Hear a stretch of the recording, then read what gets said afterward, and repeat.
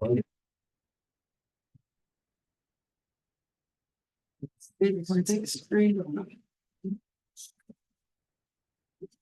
do you mean? I'll let you do that. I don't know what you mean.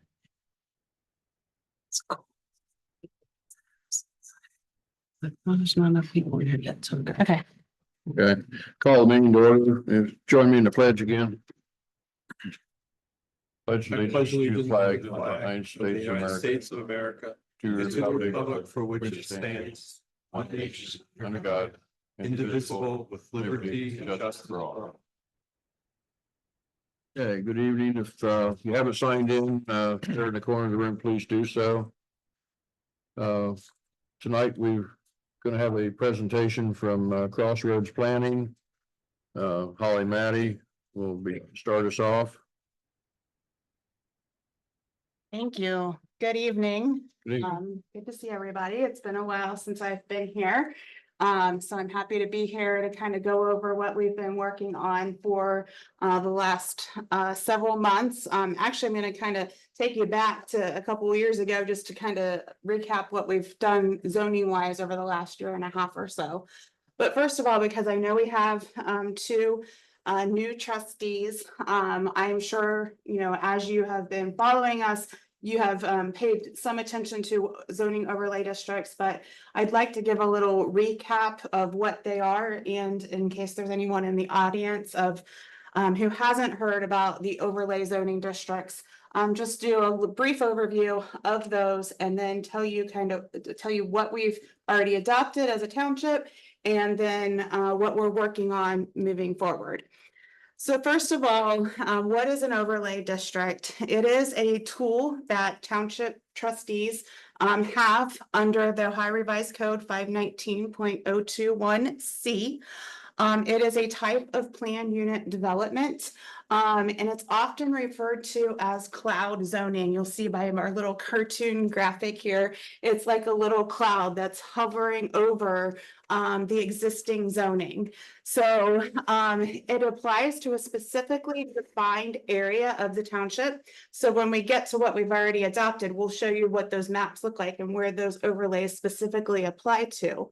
But these regulations are not enacted over the property until a property owner pulls down the cloud. So essentially, when the township trustees approve an overlay district, it hovers over top of that existing zoning, and those properties within that overlay carry essentially two types of zoning at that point in time. They follow their existing zoning until such time they want to pull down that cloud. So what happens is the overlay districts have their own set of development standards. So you can have different types of overlays for different areas, trying to target different types of development, to different types of architecture, different standards, etc. So when somebody's in that overlay and they want to pull down that cloud, there's a set of development standards that they have to meet. It goes through an administrative review process to pull down that cloud, which in Harlem Township, you have chosen a two-step process where the zoning commission reviews the development plan, makes a recommendation, and the trustees then have the ultimate approval of that development plan. Once the trustees approve that development plan, then the underlying zoning goes away, and the overlay zoning is what is in place at that point in time. Why is this beneficial to the township? It's beneficial in a couple different ways to the township and to property owners and developers. First of all, it provides clear standards to which development has to comply with, which is good for the township because you set the standards for what you want something to look like. And if it complies with that, then you approve it. If it doesn't, then you have ways to deny it based upon not meeting the standards. So it allows you to retain that control over the development more than a standard zoning district does. Now, you could choose a different type of PUD to kind of go along in that same, allowing you to have a little more control. But this specific type of PUD allows for that administrative approval. It allows for the rezoning to take place ahead of time before a developer or a property owner decides to pull down the cloud, so that you're creating an area with a unified development across a corridor or whatever that area may be defined by. So by being able to have that in place and have that rezoning already in place, the developer, when they come in, as I mentioned, it's an administrative process. So it is something that is clear to the developers of what has to happen. It's either yes or no. It's not, well, maybe I'll get my zoning or maybe I won't. They know up front what they have to do. So it provides predictability to the landowners, to the developers, and to the township. It is something that provides benefits to both sides. It provides the ability to move at a faster pace, but it also provides you the control that you need as well. So I guess before we go on to what we've already passed, do you have any questions on the specifics of, or generally what an overlay district is and how it operates? Okay, great. We'll make your decision. Just an audio issue? Some people texting us and they can't get in. I just tried to do it on my phone. It says waiting for the meeting, so. There is a wrong link. I'm working on that now. Should I get out of the PowerPoint? Trying, hopefully I can do it right here from the But I'm sharing in the, connected thing too. so I'm gonna stop sharing because I don't want to be sharing in a wrong meeting. Yeah, right now I think you're inside. I'm sorry, Right now I think you're inside. do you want me to?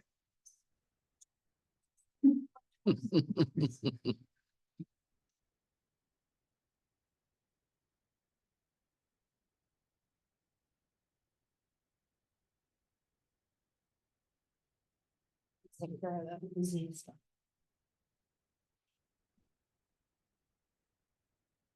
Can't minimize when you're recording. No, that. I might go into the other.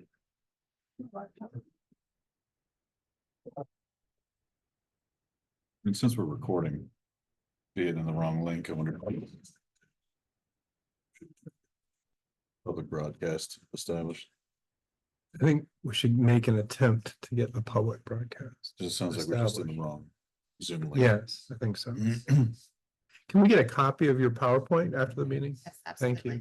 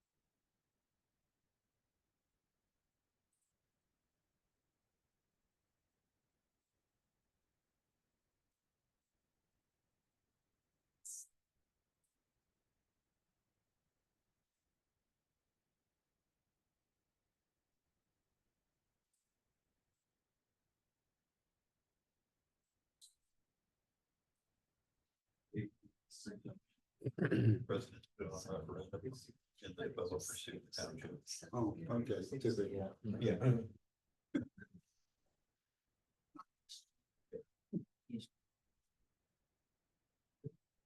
Thank God, as soon as every time.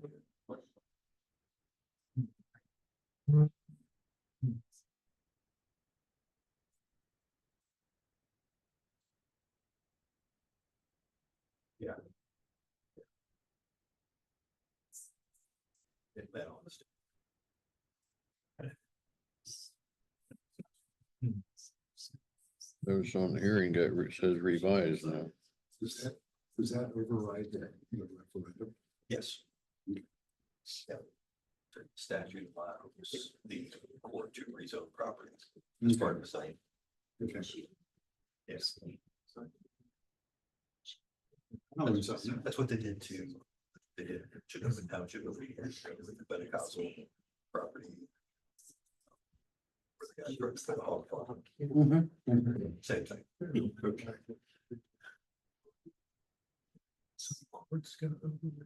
Yes.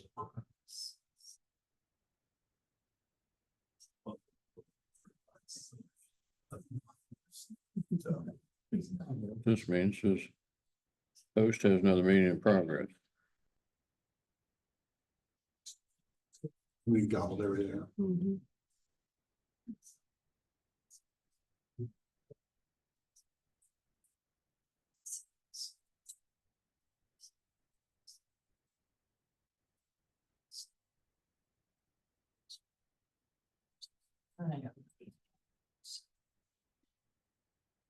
Never ever in my career should I sue a government entity.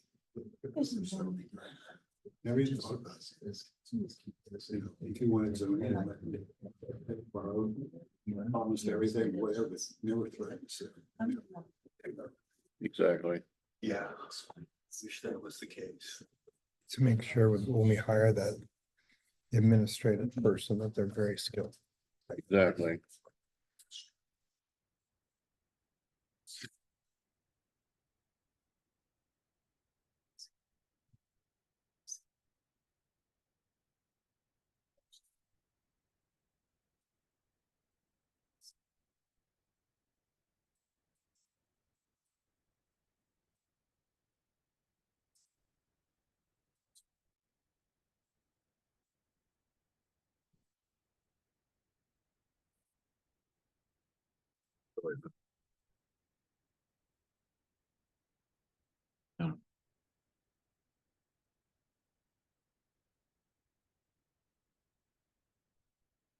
Yeah, I'll go see what's going on.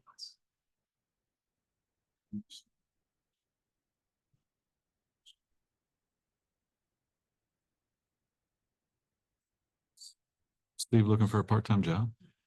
Steve looking for a part-time job? No, it's down in North Carolina with the grandkids, so I don't think so. He could be a Zoom manager remotely.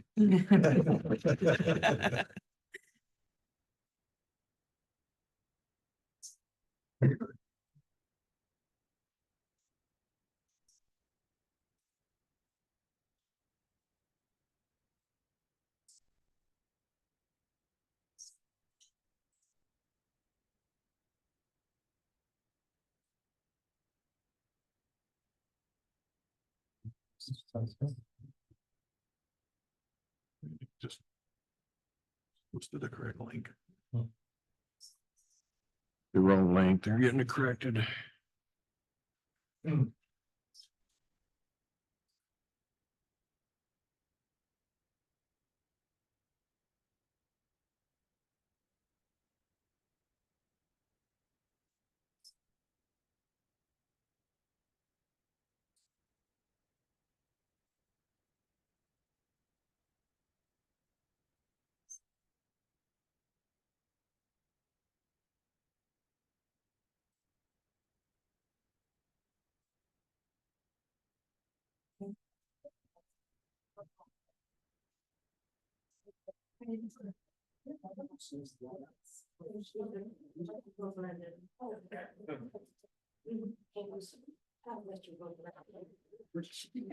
So we're good?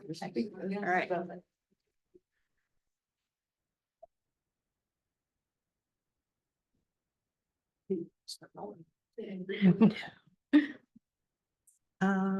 Am I sharing on Zoom though? I don't think I am. Let's see. Sure. Yeah, but I just want to share my screen. All right, so now we're here. So we covered what a overlay zone is. And so what we have done to date is create three different overlay zoning districts. One is along Fancher Road on that south border in the blue. It's a mixed use overlay and allows for 8 to 12 dwelling units per acre, along with a mixture of commercial, retail, office uses. And then in the center area, we have a clustered conservation residential district. This allows up to 3 dwelling units per acre and allows residents to cluster those units on 50% of the land, requires them to cluster the units on 50% of the land while we're preserving the other 50% of the land. So the goal behind that is to try to plan as these developments come in and have the open spaces abut different open spaces to create more of a unified green space corridor through the middle of the township. And then along the east border, we've created another mixed use overlay district. The trustees adopted, it's the last one that they've adopted. It has 3 different sub areas in it. The green one being more like the blue along Fancher Road. And then as it moves north to the tannish color, it turns to more of an industrial type overlay district. Because of Route 37 that is cutting the corner of that northeast area of the township. That is an area where we foresee commercial development and industrial development coming along that corridor to cut from Intel over to 71. We see that as being a main thoroughfare. And in fact, ODOT has seen that as being a main thoroughfare and has been studying that. So that's one of the last ones that the trustees implemented.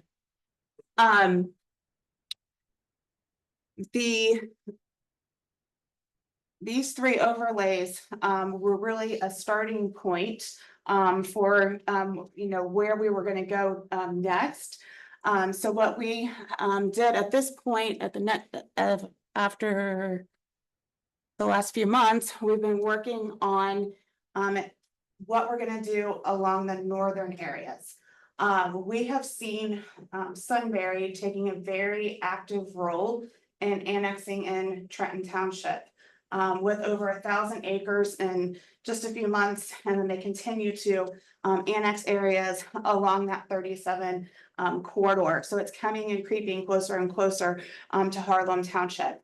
So we want to be prepared for what we're seeing in the north there. So we are taking a look at whether or not we should expand some of those commercial uses along Trenton Road. So we've put some text together that kind of shows some service-based commercial that could service the industrial that is being planned by Sunbury along 37.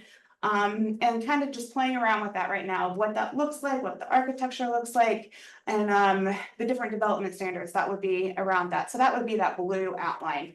And you're seeing it as an outline with some crosshatch in it, just because these are concepts right now. We didn't want it to look like it was adopted yet. The green area that you see outlined is another conservation residential that we are looking at, similar to what we've already adopted, the township's already adopted in the pinkish area south of Center Village Road. But it takes on a little bit of a different dynamic on it because it's just north of Center Village. We see coming out of Center Village some existing houses, existing the businesses within them. They're what I refer to as cottage businesses. And it's something that we've worked on in Granville Township in the last 6 months. We did a cottage business overlay for them. And I said, let's take a look at what that 605 corridor looks like. Let's try to mimic some of those existing farmhouse uses. He allows some small businesses within those existing structures or structures that abut 605 if they're built new to mimic a cottage business look. But outside of the properties that abut adjacently to 605, then it has to be the residential. And the residential would be that 50% conservation. We're playing around with that too. So nothing's set in stone with that. We're just kicking around ideas with that as well. And then off to the southeast of that green area, you see a red with some green dots inside of it. That is part of this overall overlay that we're looking at, but a sub area that would allow for medical campus, medical office type uses. We feel that there's probably a need for that type of use as the region is growing towards Harlem Township. And with all the population that we're seeing, we're expecting in this area, the need for more medical offices and medical services or potentially a hospital may be something that we should think about as a township. So we've identified that just as a thought. And again, exploring what that could look like in an overlay district. We are doing all of this, as you know, because of this sewer is coming up from Columbus. And it's going to be open in the next year and a half or so. And once that sewer gets here, we are going to need to be ready to see a demand in increased zoning. So that's what the zoning is for, to be ready for that. And then as it extends north, making sure that we have the ability to provide those services and commercial and medical needs for the community. We continue to look at different ways that we can retain the township as a township and continue to partner with other entities to help create the goals and move forward with these overlay districts to create and plan for a community that represents the needs of Harlem Township. And one of those ways is we're looking at some different economic development tools, one of them being a tax increment finance district. And that is why we have Pete Griggs here today to talk about that. So I will turn it over to him. Thanks. So my name's Pete Griggs. I'm with the law firm of Brocious, Johnson and Griggs. I represent townships. That's 99% of what I do. I do a lot of work for Heidi and the Ohio Township Association as in-house counsel as well. So, you know, protecting townships is near and dear to me. It's what I do every day, all day long. So I'm now in my 24th year of doing this. And we have clients all over the state. So, you know, one of the Holly mentioned economic development tools, and there's, you know, quite a few out there. I have some just some materials I'm going to leave with you guys that I've gathered from the OTA annual convention. Not all of these are mine, but just you know, other law firms that have presented there. That I've collected over the years that explains, you know, everything from the NCA, New Community Authority, to JED, to TIFs, to, you know, all the economic development tools that to townships. So I'll leave some of that with you. But what we're seeing, partly as a result of intel in this area, in Licking County, we're seeing a lot of uncertainty in terms of potential annexations. So townships have been kind of twofold. One, zoning, and Holly has been heavily involved in those areas. The other part is kind of protecting, not really protecting, but getting ready for any type of potential development. So one of those mechanisms is what they call tax increment financing and TIF. Cities can do TIFs, townships can do TIFs, counties can do TIFs. So there are essentially two types of broad category TIFs. One's a residential TIF, another one is a commercial TIF. The TIF that we've prepared for you is a commercial TIF. And so if you ever interested in doing a residential TIF, they used to be done a lot. They're becoming less and less frequent, but you have in front of you a commercial TIF. And it can get really complicated, but essentially what you do is you pick an area or in this case, you know, the entire township, and you basically tip that area. And so it's almost how they kind of talked about cloud zoning and overlay zoning. So you tip the area and it sits there. And when a piece of property, a parcel, let's say, goes to develop, typically what happens is there's a conversation with the developer. The township would enter into a development agreement that would talk about how those TIF funds are going to be utilized. And then the improvements are constructed on the property. And then the township typically will file what they call a DTE form. And that really activates the TIF. So what it does is when you create your TIF, it kind of takes a snapshot of the valuation of the property. And then when the improvements are constructed, you file the DTE form. So there's a increased in valuation because of the improvements on the property. So what the TIF does is redirects those funds, that valuation into a township TIF fund. So let's say property's worth $100,000. The TIF goes on with the improvements. The property is now valued at $1 million. The TIF, the increased valuation, gets those funds get redirected into what they call a township. It's a township TIF fund. The taxes that are paid, and they're paid and collected like they would any other property tax.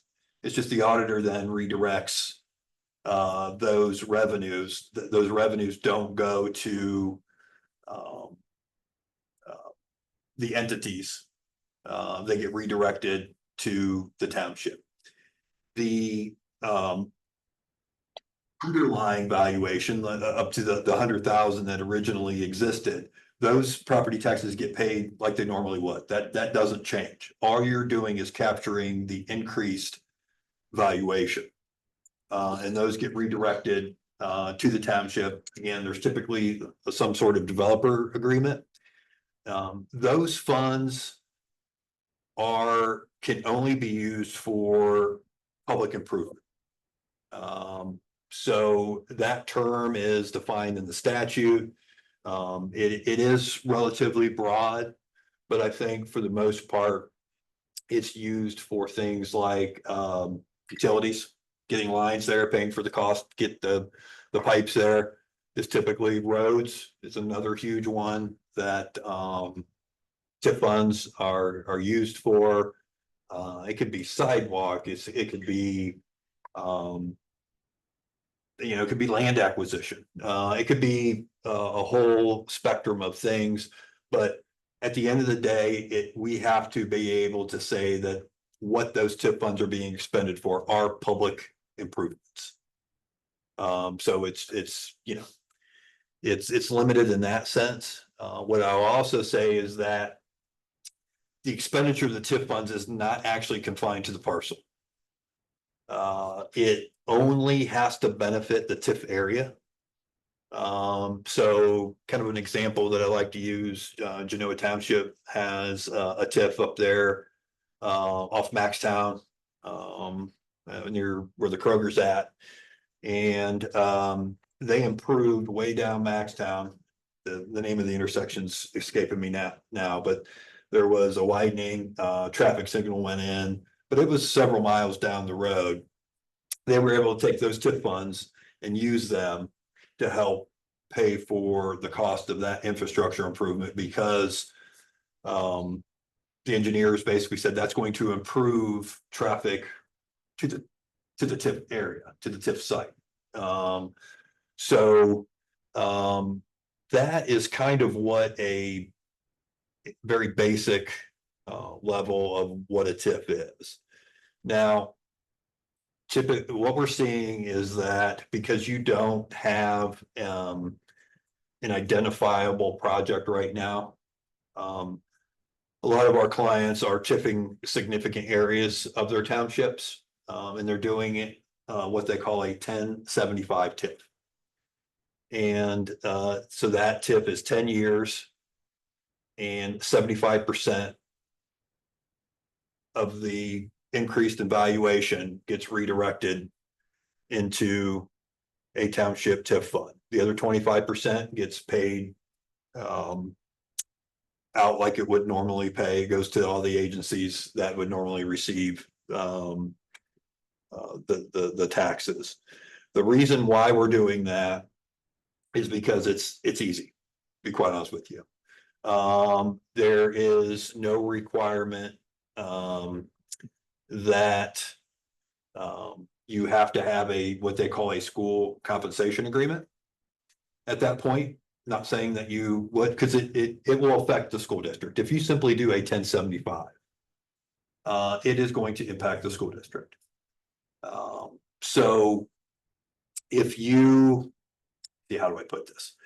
So normally when there's an identifiable project, you typically do a 30-year TIF.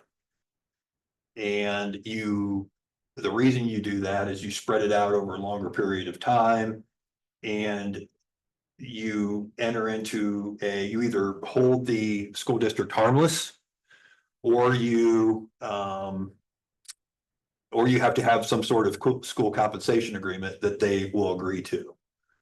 So, but you don't have a project right now. So it's hard to do that. So what we've been recommending, and what quite a few townships are, is to put the 1075 in place. It doesn't affect anybody right now. Remember, you're not activating any parcels under that TIF. It's just, it kind of exists. Then if you have a parcel that, let's say it's a commercial project that's going to go on a parcel, what my recommendation would be is that you look at amending the TIF for that parcel to a 30-year TIF, and then working with the school district to hold them harmless. If that makes sense. So simply adopting a 1075 is not going to affect the school districts, until you were to file a DTE form, right? Because at that point, you're going to be redirecting the taxes. So my recommendation is, before you get to that point, that you work with the potential developer, work with the school district, and convert it to a 30-year non-school TIF, hold the school district harmless.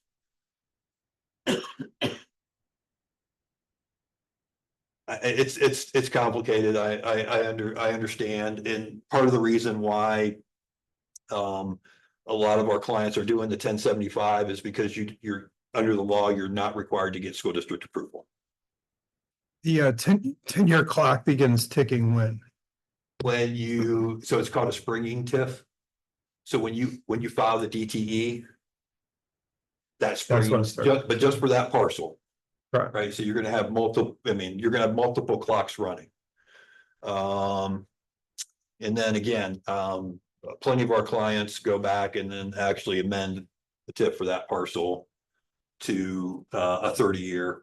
But I think from my perspective,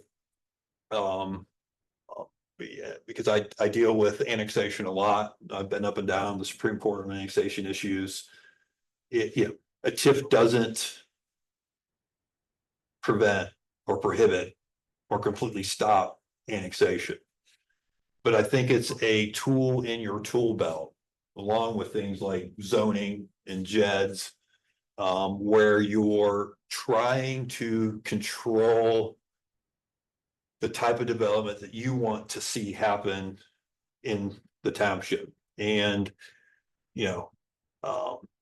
development pressure and annexation pressures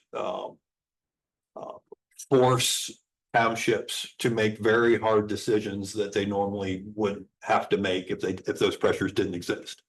And I have it everywhere. And I think one of the townships that I like to kind of point to that way back when did a phenomenal job of addressing those issues is Jefferson Township in Franklin County.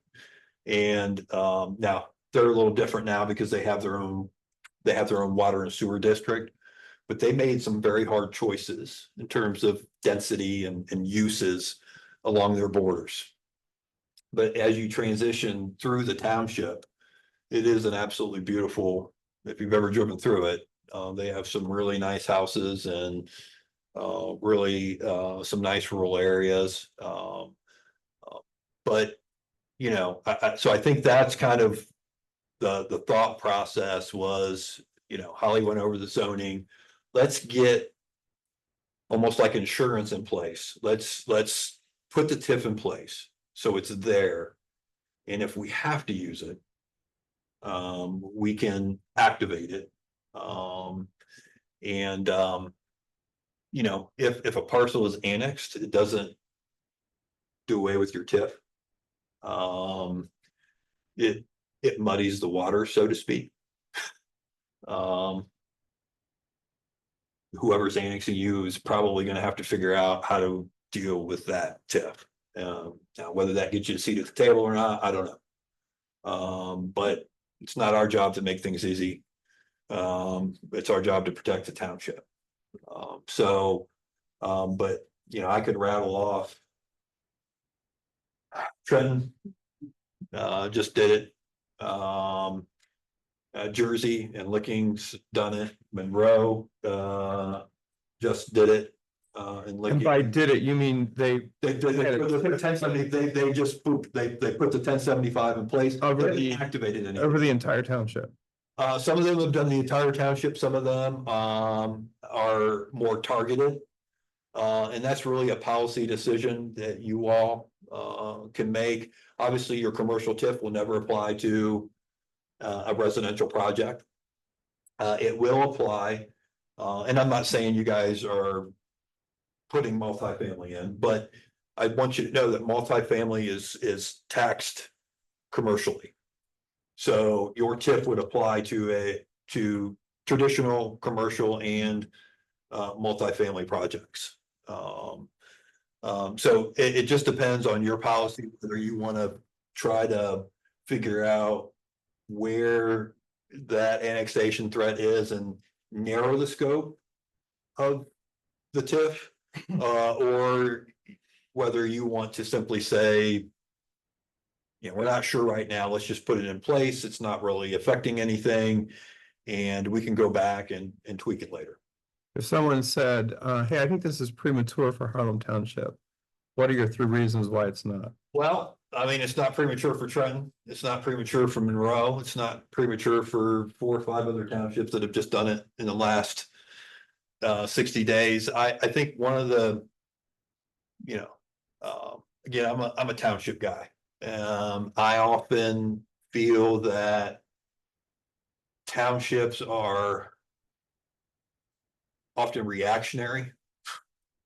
And we wait until there's a problem before we react. So I think what you're trying to do is create an environment for responsible growth and development as to how we want to see it, rather than waiting until it's too late and it's gone.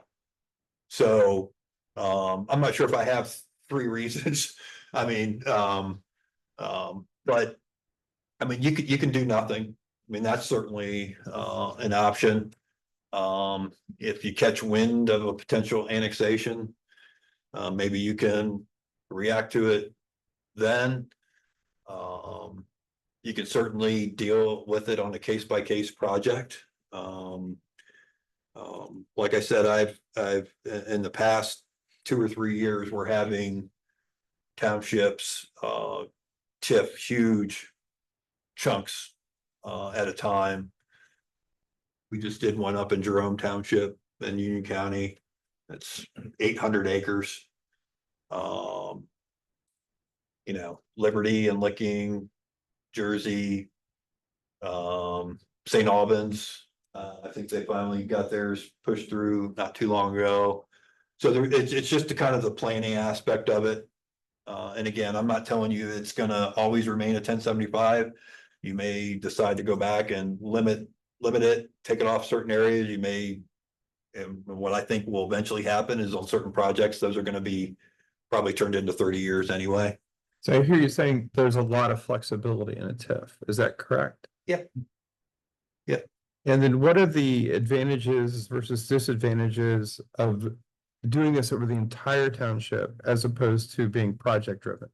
Yeah, so I would say probably a disadvantage is I think that there is sometimes a concern from the school districts that they may feel that you're being too aggressive. And that's really, in my opinion, a communication issue. Getting them to understand the rationale behind it and the potential willingness to work with them to convert it to a 30-year. I think, to me, you know, if you're confident that you know where those threats are going to come from, you could reduce it down. I don't have a problem with it. In fact, Monroe started like that, and then they targeted, honed it down, if you will, and targeted certain areas. So that's certainly an option. I don't. I mean, you can see by our map where commercial is proposed. Yeah, so, you know, you can match it up with a map. That would make perfect sense. I think that's fine. Holly's already done all the homework. That's an easy fix in terms of just focusing the parcel in the exhibit to the TIF. To me, it's more of a global question of, you know, the negatives of TIFs and just in general. If you just did a 1075 and you actually activated it, obviously that's going to impact the school district, and it's going to impact everybody else, all the other entities. If you do the 30-year, obviously the school district's being held harmless, so it takes that piece out of it, which is typically the number one issue for most of our clients is working with the school district. The second issue that we see all the time is not gonna lie, it's gonna impact the fire department. Because again, they have levies on, right? Yeah. So there are ways to minimize that. TIF funds, like I said, public improvements is defined very broadly. And you have the ability to use TIF funds for equipment, for capital projects. So I've had clients that have used TIF funds for land acquisition for a new fire station, for construction of a new fire station. Norwich Township over near Hilliard is building another fire station, and it's being funded by TIF. What you can't use it for are operational expenses of the fire department, so salaries, pension, those type of things. But that's where, you know, I think you get creative and you're looking at projects, and some of those other economic development tools come into play, like a JED or an NCA. I know once again in Norwich Township in the city of Hilliard, and then we have some stuff going on in Madison County and Union County where an NCA is put in, and the NCA is a new community authority, and it has certain powers, but more often than not, a lot of NCAs are putting a millage on that's paid by the property owner, and those fees, those charges can be directed. And in Hilliard, We had, we didn't want any more TIF money because they had enough TIF money going to the township. We had a concern about operational expenses, salaries and things like that. So City of Hilliard's attorney, who I consider to be one of the foremost experts in NCA, wrote into the agreement, and he believes that NCA funds can be used for operational expenses of the fire department. So that was written into the NCA legislation, and revenue from the NCA is being directed to the township for that purpose. So, TIP is just one of the pieces. So you asked me the negatives, and I'll tell you the two negatives are school districts and the fire department. But I think there's ways to either remove those Mitigate. or to mitigate. Absolutely. So this sounds like it comes with a pretty good administrative tail. And how do townships wrestle with that? Yeah, so that is it is difficult. The first time you do it, it is difficult. There is some record keeping. You're going to have a TIF fund. You're going to have set up a TIF fund, and there's going to be the auditor of state has put out a bulletin that gives guidance on how to do that and what a TIF is, and they're extremely helpful in helping our clients deal with that. You'll have a TIRC, Tax Increment Review Council, that's set by statute. Our Green County Auditor is the chair of that. School district gets a seat. You only meet once a year, and it lasts maybe 5 minutes. I mean, it's like that. It's really a formality.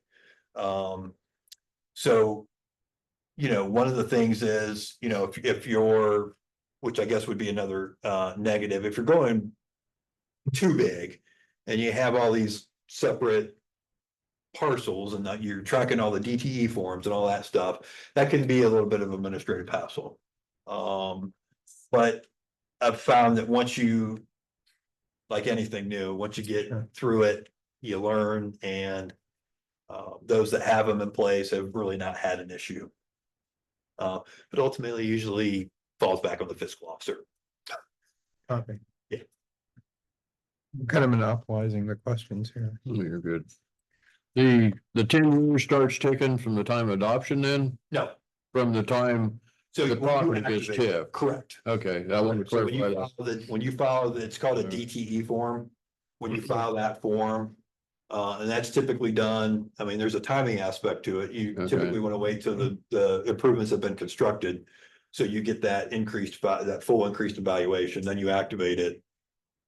Then the TIF funds will start flowing in. I had one property owner call me concerned about taxes going up, and I said, that's not gonna go up, and It doesn't raise it Yeah. won't raise his taxes at all. Yeah. All it's doing is redirecting the taxes that he would pay. I want to clarify that. Yeah. Doesn't raise taxes, no. You walk alongside townships. It sounds like there are relationships that we want to guard and maintain through this process, particularly with the schools.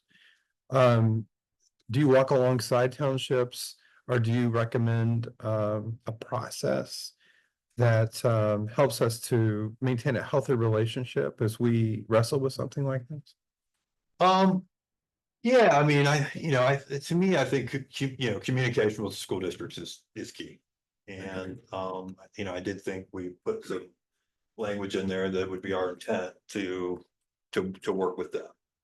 And I have had some conversations, not on your behalf, but on another client's behalf with at least one of the school districts, to basically say, this is why the township's doing what they're doing. And it seemed to be an understanding from the treasurer as to it made sense. I think they felt more comfortable.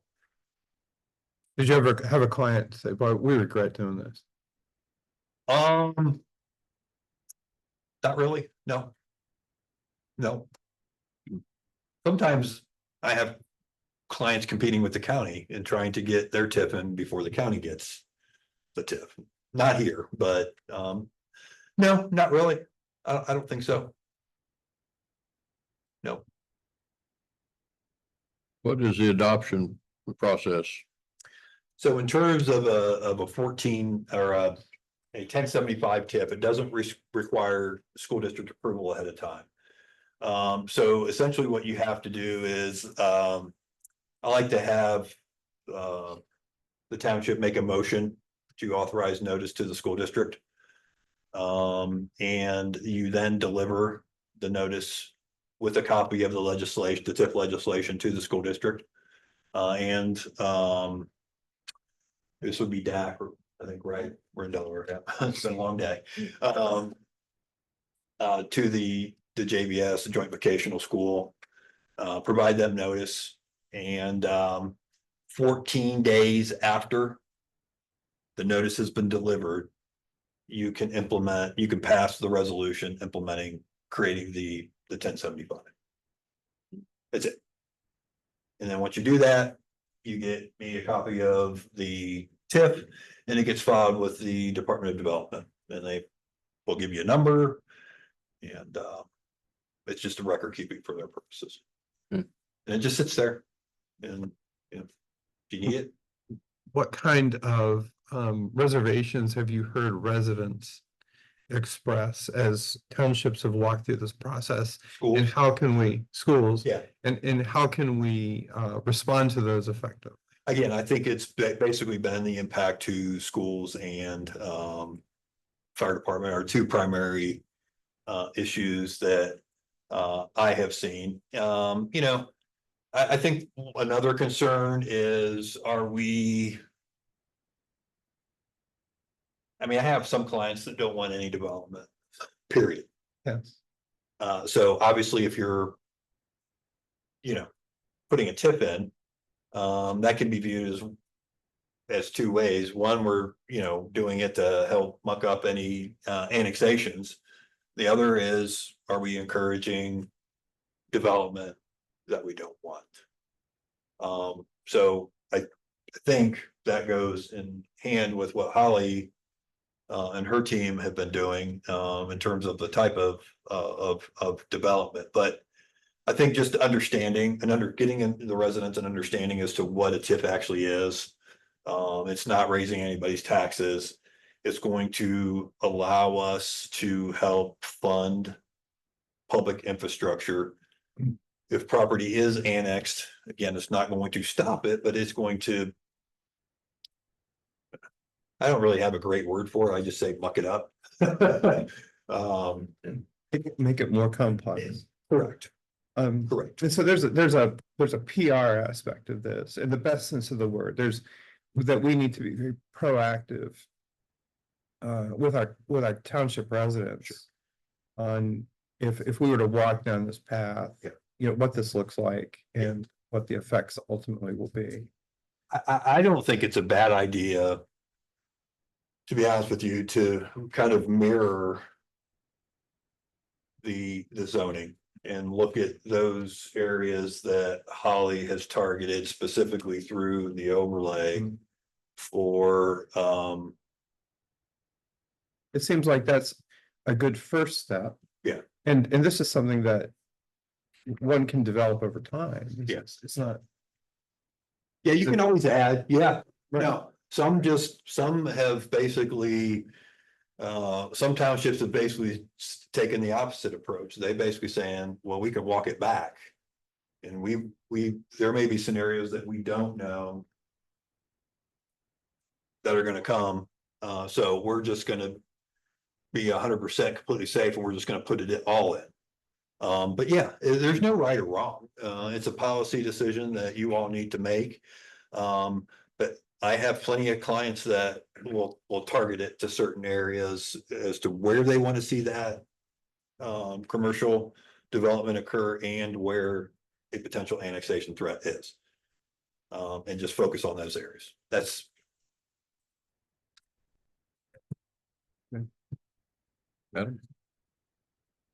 If you'll entertain me, I'm gonna treat this like a congressional hearing and ask some questions I probably know the answers to already. I'd just like to be as clear as possible. Absolutely. So, Holly, a couple of things when it comes to the overlays. Am I correct that a JED is typically involved when pulling the overlay from the cloud. It doesn't have to be, but we recommend that when we have a commercial area that you couple that with a JED to help reduce the likelihood of annexation and to increase revenue for the township. And so specifically on the southern end of the county, when we're looking at an overlay that's 8 to 12 units per acre, Mhm. is that designed as residential units, commercial units, both? It is designed to be multifamily units. Right. And so in this case, maybe apartments, maybe condos, townhomes, whatever terminology you want to use. Mhm. But this would be bringing people into the township, being able to pull that down, in which case that would involve JET. It could involve a JED if it's a mixed use development. Okay. And then otherwise, we would probably recommend a new community authority, which operates similar to a JED, but is specific to residential. But the TIF would apply to And the that tip- situation. yeah. Right. So in mixed use situation, like 3-story buildings, Yep. commercial on the first floor, apartments above. So I've even had a more expansive reading of that. You may have take Evans Farm. Right. That whole thing is in a jet. Hmm. So And it's a chagrin of some people who didn't realize what happened, but that just goes to show you it's not just Sure. residential on the top and commercial on the bottom. They can actually be, as long as it's one mixed use development. sure. And so, and the reason we've identified that southern edge of the township is because of the sewer that's coming into that area. Yes. Right? So we give future development the opportunity to build what they want, the way that they want to do it, with the infrastructure that they need to do it, without the need to annex. But within the development standards and design that you desire as a township. But Right. yes, correct. So we're gonna let them, we're gonna control the development that wants to come in a way that we desire it to be done. Correct. That's the goal. That is. Okay, so and annexation is about a 4-letter word around here, so I like to make sure that we treat it as such, especially when we put the word threat behind it. Yeah. Because to reiterate the point that's been made multiple times, especially in the last 24 hours, the landowner does the annexation, not a neighboring municipality. So, and I think we've got a similar situation, right? When we look at that northwest corner, the concern there is Sunbury's just annexed a whole bunch of land, or rather, the landowners have annexed it to Sunbury, right? To follow my own advice. And so whatever industrial might be coming in there, we expect they might exert some interest into Harlem Township property. Essentially, yes. So we want to be able to control what that investment looks like. Correct. Okay. Can I just add a point? I mean, course. certainly you're 100% right. It's the property owner dictates it. But villages and cities are doing the exact same thing you all are contemplating. And trying to encourage Sure, development to occur within their jurisdiction. sure. So while it is the property owner's prerogative, Mhm. we want to make sure we're not doing anything to entice them to leave. And given that, we're focused on the northwest corner, we're looking at the southern end of the county, we've got some industrial areas over on the east side. It looks like we're doing our best, Holly, with, that preservation on the interior to preserve the center of the township as best we can. Mhm. Okay, here's the question, right? How do we feel like the potential of a medical center impacts that methodology? Well, I think that you're just off the eastern border of the township. I think it's a way that we can connect that village center and kind of get into the more industrial uses. So I think having maybe some more of the taller medical facilities more towards the east and then tapering down as you get towards Central Village creates kind of more of a buffer from that service industrial that's along 37. And in your experience, medical facilities encourage what type of growth? High end, Residential, commercial, both? both. Because I know that's obviously an important thing of what we've got going on, so.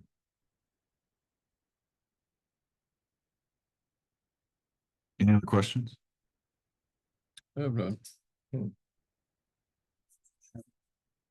Bob?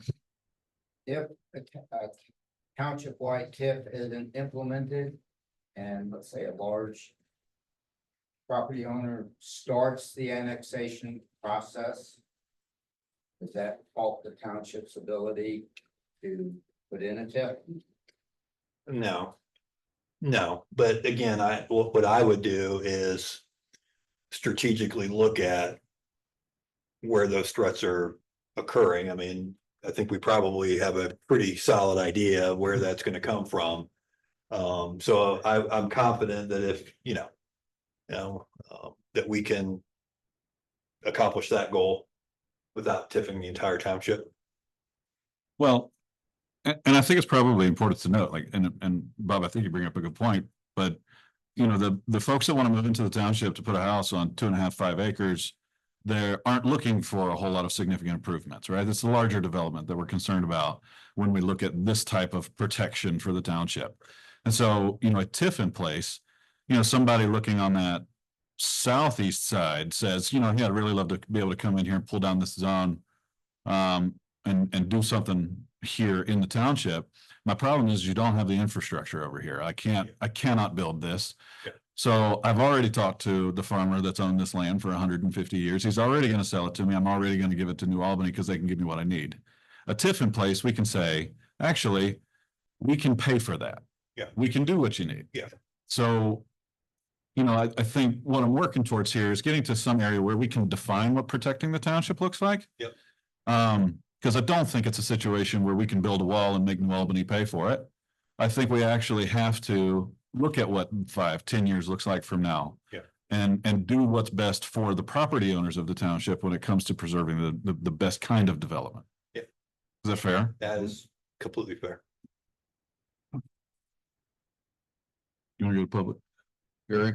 Yes, sir. Talking about commercial tip only here. Right now, Why yeah. not talk about a residential tip? Why aren't we talking about that? Because nobody's asked me to.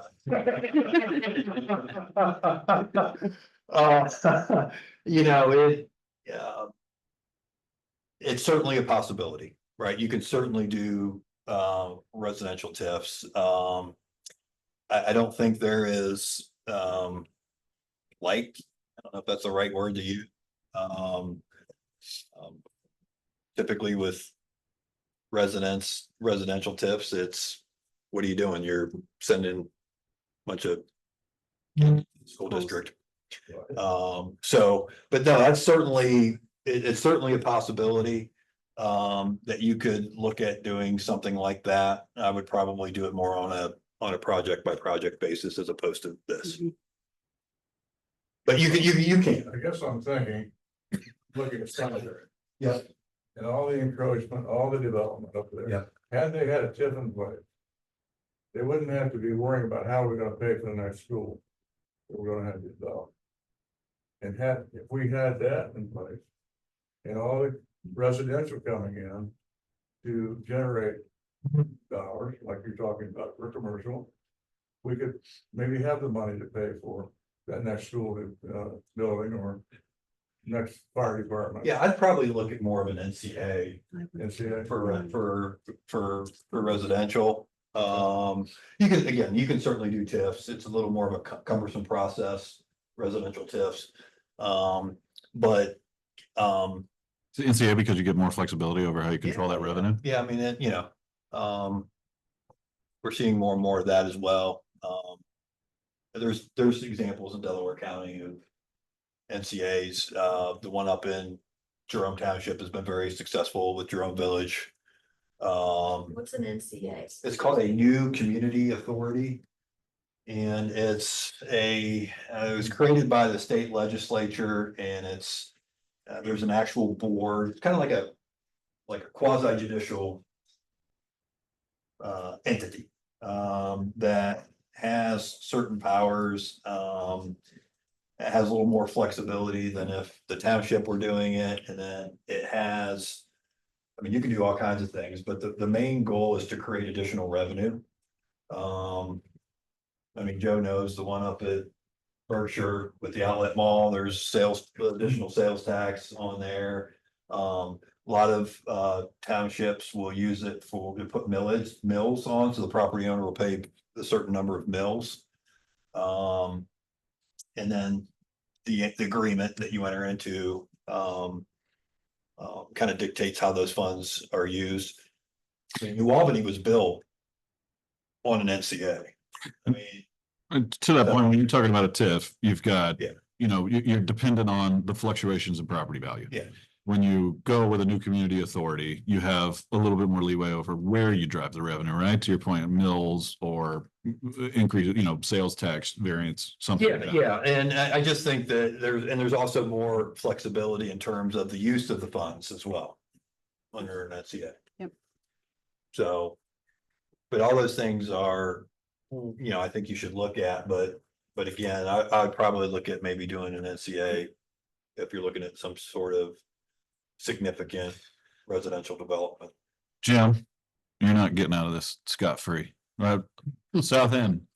We anticipating residential, commercial, mixed use, like what's your crystal ball tell you? when you say south end, south. On the Fancher Road corridor, that overlay. Fancher, right now, we've got some people, in fact, I just talked to Joe Clace. We have some people coming in with a plan for over 100 acres. It will be mixed use. Apartments. I'm just guessing from conversation. Some apartments, some light commercial. It's all light. Light commercial. I threw out some things that they liked, like a assisted living center, daycare center, those type of things that would help the community. So they're looking at that.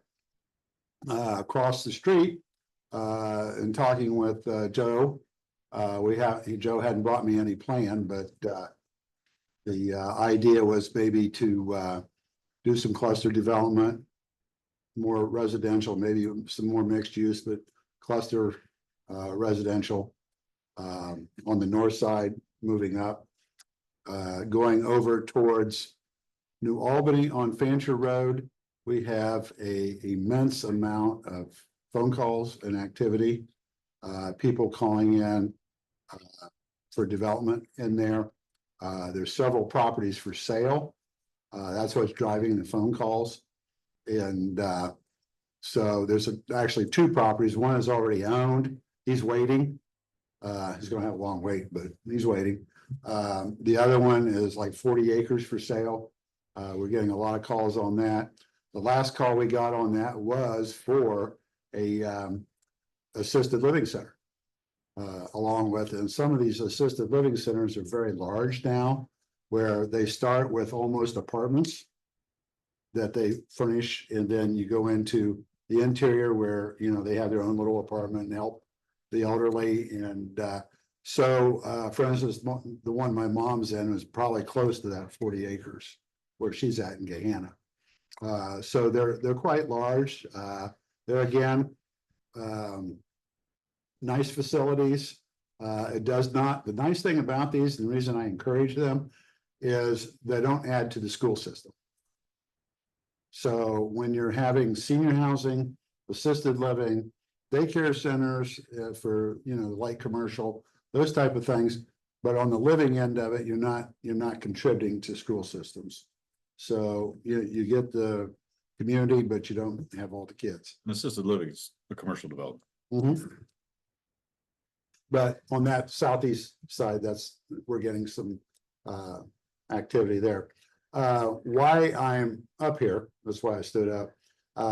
Wanted to segue off Holly a little bit. On the area for the medical campus, we've had like 4 different people identify that area, looking and saying that would be great. And the reason is that we're coming off of Center Village Road, which is Duncan Plains, which is right into the heart of everything that's going on to the east of us. So you're going to have the traffic coming through there. Anyway, it's going to at least come to South County Line Road. They look at that, and like Holly said, it drives quality around it. So, but that's been not just us identifying that. but we've had calls and people who have on the outside who have identified that area. On the north side, on our new proposed overlay, one thing we did on that blue section, that's a large mixed use. So what we're doing is, I don't know if Holly mentioned it or not, we're cutting that so that the actual commercial can only come 1,000 feet back. Didn't say that. Thank you. Yes. Yeah, so when it comes 1,000 feet back, then it's going to be residential behind it. There again, we're looking for over 55 housing, multifamily housing, and usually those are in ranches, that type of thing. Also other condos, that type of thing.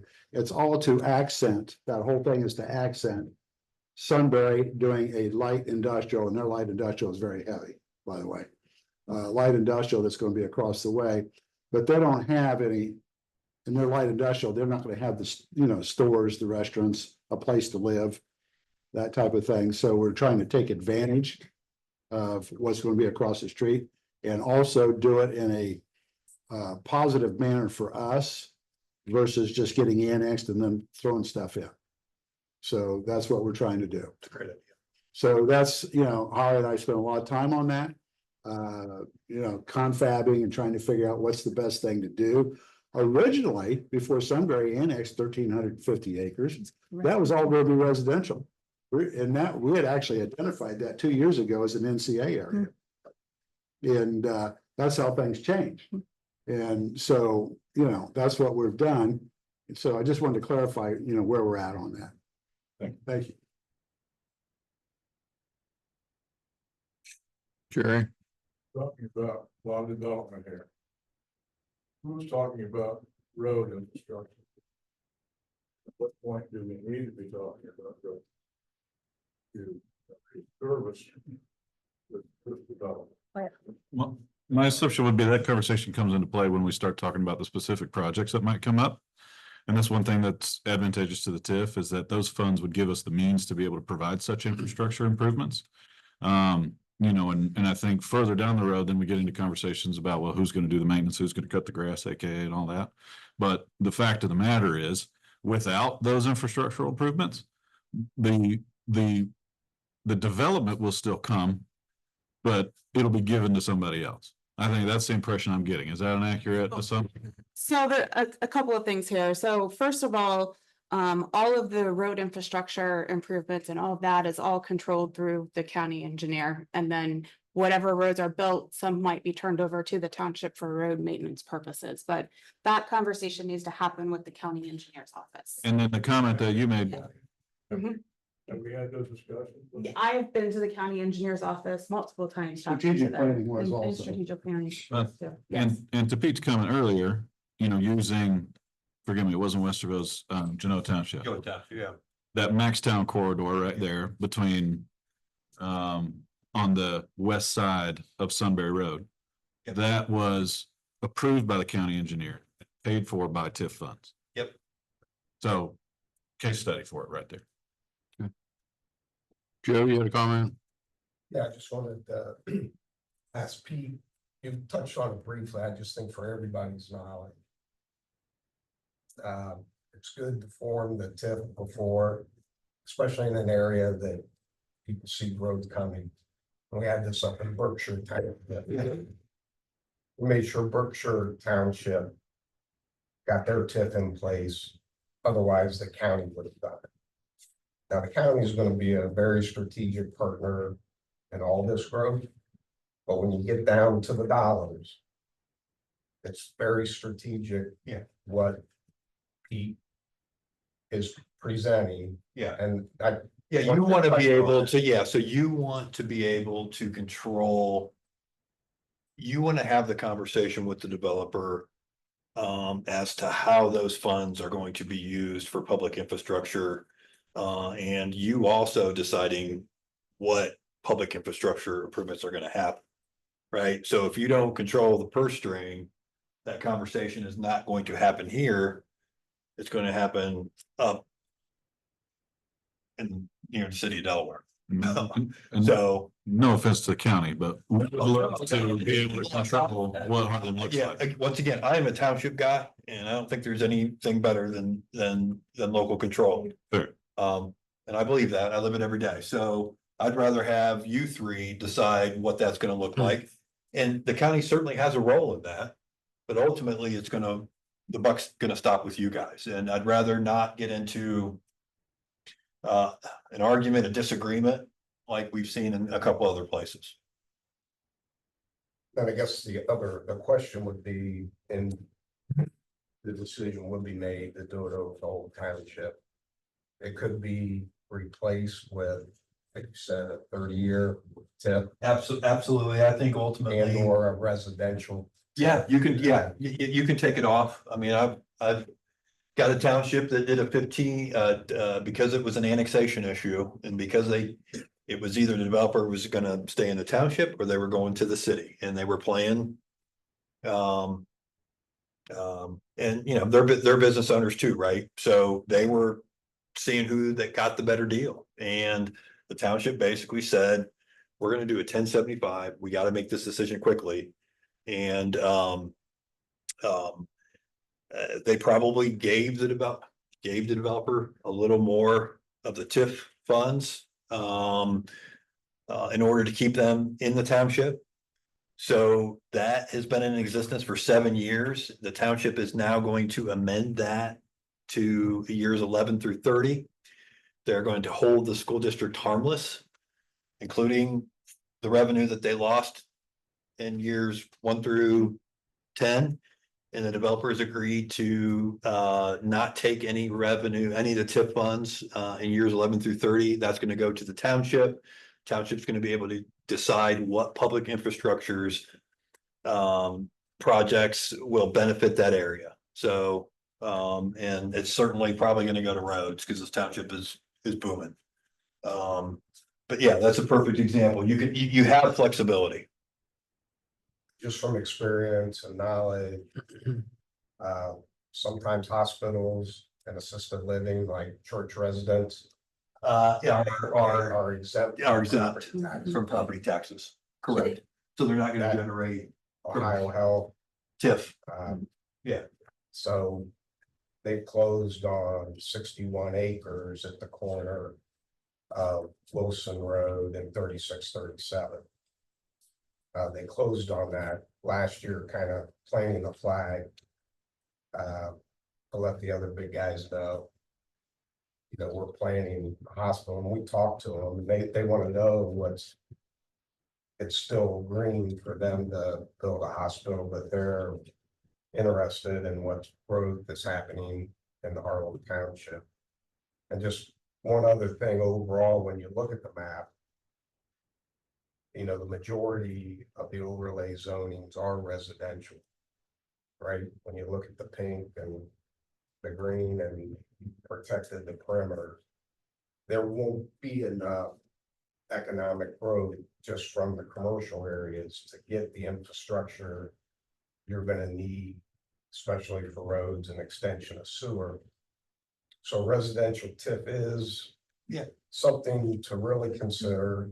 The biggest partner with the township should be the school district in working everything together, because with all the growth and homes, you know, you identify the quality of the community with the quality of the schools. When we're working in heat, and heat, they kind of seem one.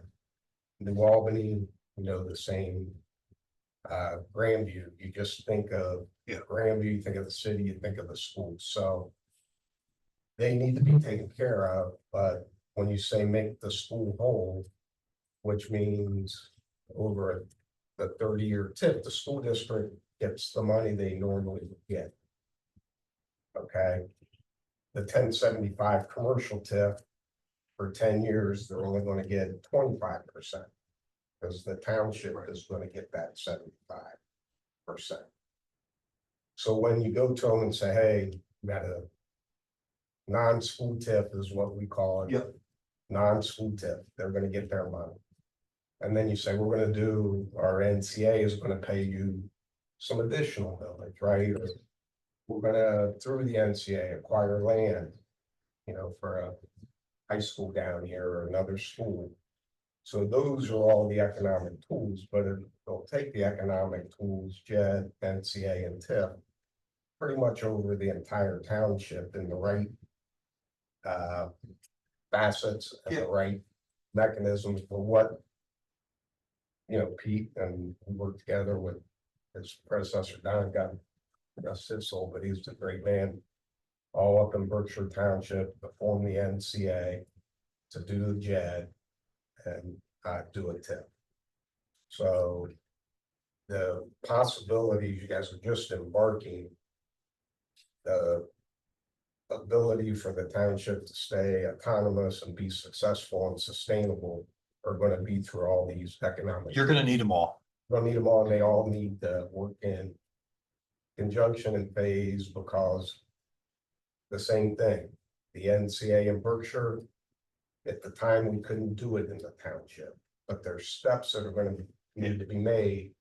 So our NCA up there, I'm on the board representing the property owners, we formed it, but we had to form it with the county.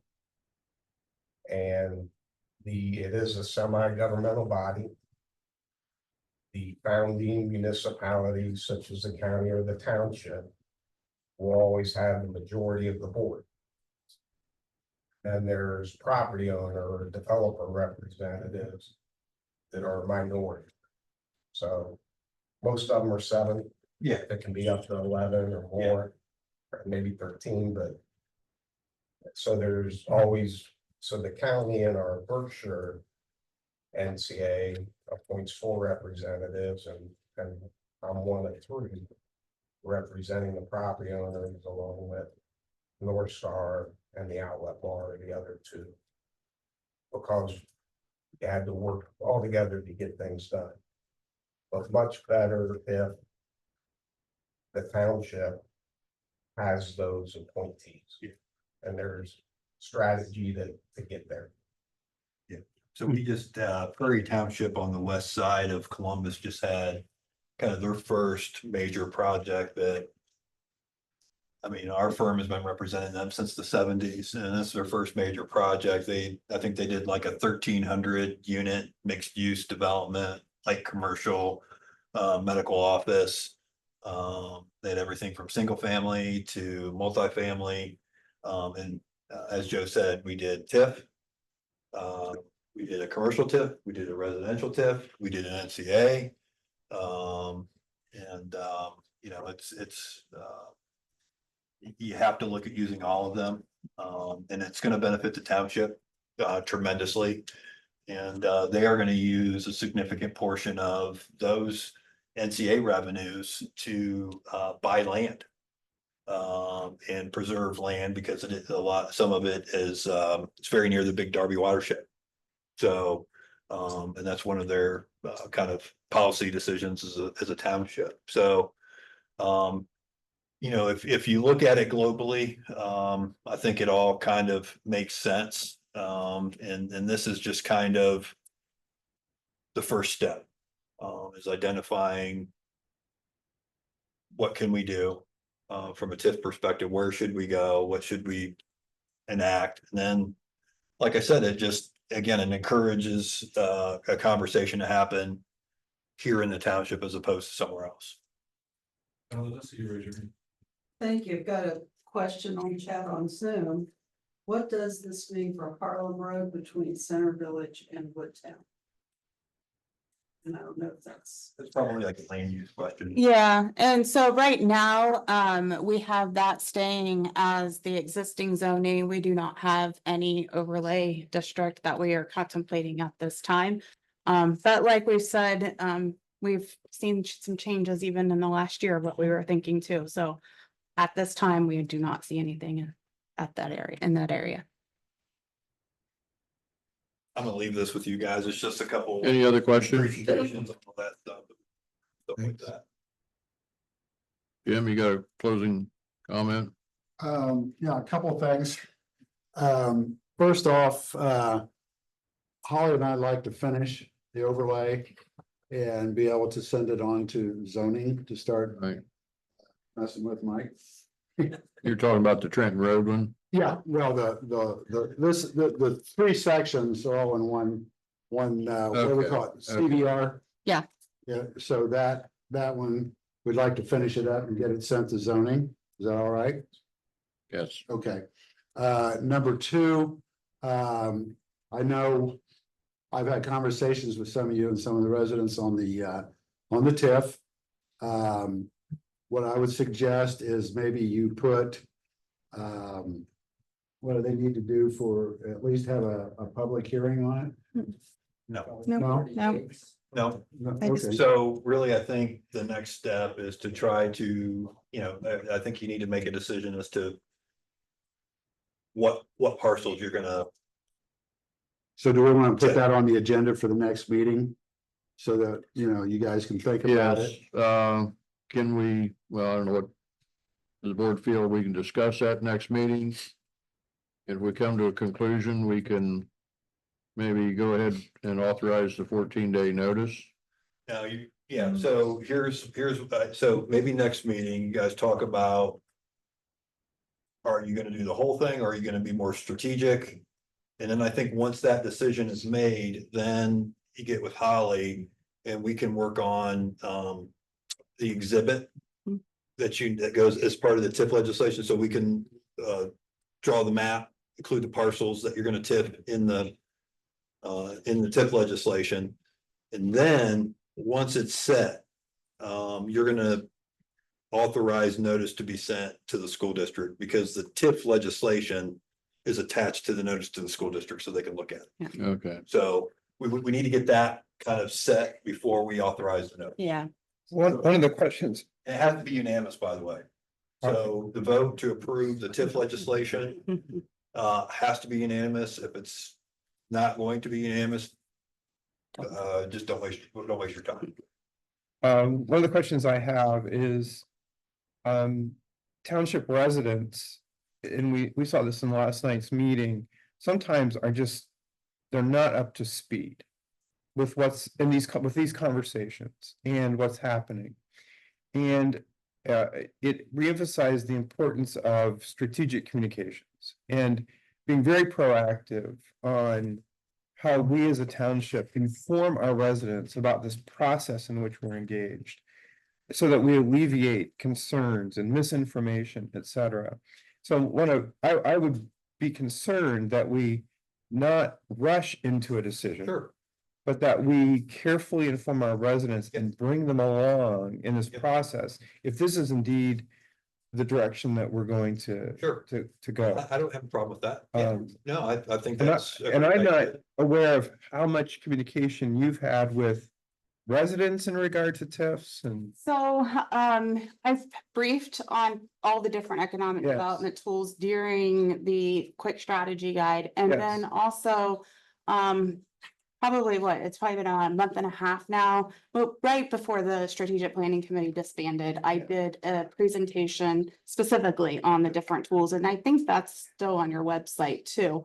But it doesn't matter how much I've said it, we still have people that are asking, what Yes. are these Yes. tools? So we have to continue to push that message out. It's never going to be too much messaging. Right. Is there some Q&A material that we might be able to put on the website to kind of help the issue? Yeah. And Yeah, you can do that. And here's what I found, particularly when you're dealing with a TIF, is very difficult to understand what it is. A lot of people's first reaction is is it going to raise my property tax? So I think putting that information out there kind of alleviating some of those concerns. But I don't know, I've been doing this to close to 25 years. I also think there's some responsibility on the residents' part to educate themselves. Indeed. So I don't know how many times I've sat in the meetings where, people say, well, I didn't receive notice and I didn't know about this. So you're never gonna solve everybody's complaints, but you're right. You try to do the best. I'd rather err on the side of Absolutely. over communicating than under communicating. Yeah. Well, if we can get them to understand it's a tool that's gonna be there, it's gonna be asleep until development happens. Yeah. And that's the main thing. Pete, And if nothing ever happens, it stays asleep, goes away. This packet you handed me, I assume this is all based on ORC. Yeah, but that, we moved our office, after a long, long time. So that's the only one I could find that is somewhat slightly outdated. But it just gives you a With your general, office information or the contents within? the contents, because the law has been updated in several areas, but it just gives, it's. Well, I would probably say 90% accurate. But yeah, we could do something, a short kind of. Yeah. I think picking up from the conversation right now, I do think that it's probably worthwhile for us to maybe get some feedback from constituency as far as what a township-wide TIF looks like as opposed to parceling based on the overlays. Well, yeah, I'm looking at the map and time we do, what's overlaid and what's gonna be overlaid, it doesn't leave much. Right. So I'm thinking the whole thing. And to be on and transparent, sitting here in this moment, I feel the same way because that essentially plants our flag first. Right? Correct. Because as you mentioned, Dave, just a second ago, like it's there, we can use it or we cannot use it. It's up to us. However, if we parcel it out, like if we cover 50% of our township with a TIF, it's not impossible for the county, for lack of a better example, to TIF the rest. So Possible. Exactly. right, so for us to be able to get there, that gives us the stake, that gives us the claim. But I think it's probably our onus to make sure that that's what our community thinks is probably the best way as well. We need them to understand the process. Another thing that I would love to see is probably our communications committee in partnership with the forum, work to get that information out to the community as best as possible with the making sure that we get that JED, that TIF, that information as communicated as possible via Facebook or whatever vehicles we can find. I think that is a easily unitable cause for us to make sure that we're educating Harlan Township as best as possible. But with that, I mean, I think I can agree that we'd bring it up for discussion and a motion at the next meeting in July on the 17th. I might add something in sitting down and planning and actually talking with Joe and some other developers. We have overlays, but and then we have zoning overlay. You have existing zoning. That doesn't preclude somebody from coming in, let's say on South 605 somewhere, and saying, I want to put in a small shopping center with some condos behind it. Then they actually go for regular zoning. When you have that TIF overlay, so you don't see that coming right now. We don't know if that's going to happen or not. That is out there. This isn't the almighty end of zoning. There's going to be spot zoning, other zonings. When you have the TIF overlay, you don't have to worry about rushing in and trying to get the TIF on that new development. You've already got it. You talk with the developers. If you want to go to the 30-year, that's fine. But I'm just saying, there's going to be other zonings besides this. So my recommendation is the TIF over the entire township, because we don't know, we know the majority of it, we still have areas that just like popped up to, that something happens. And by having this, at least we've got a head start. And Pete, we're not up against any time crunch if we choose to deliberate that. No, yeah, you have a little bit of time. Yeah, I mean, unless the rumor mill is circulating about a potential issue somewhere in the township, I think you have a little bit of time. Yeah. Like I said, it's one of the reasons why a lot of people just jump straight to the 1075 is because it's pretty quick. So And you have some time. Right. You can change it. That's beautiful. When he told me that, that was great. Anything else? Okay, thank you. All right. Thank you. Thank you. We'll put it on the agenda for the 17th.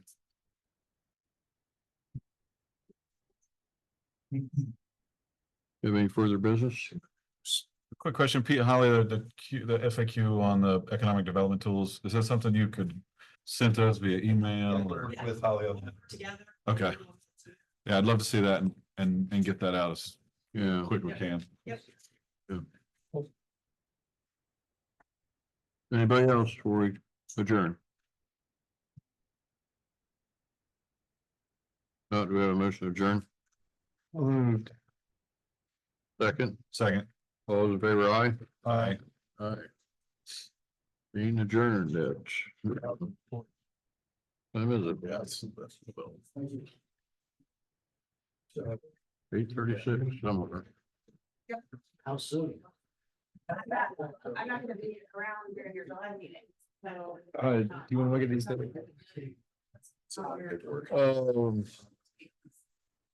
No, you don't. I wouldn't mind taking them. Yeah, you go first, and then if you get through with them, give them a foul. That was a good discussion. You're gonna have it by the first.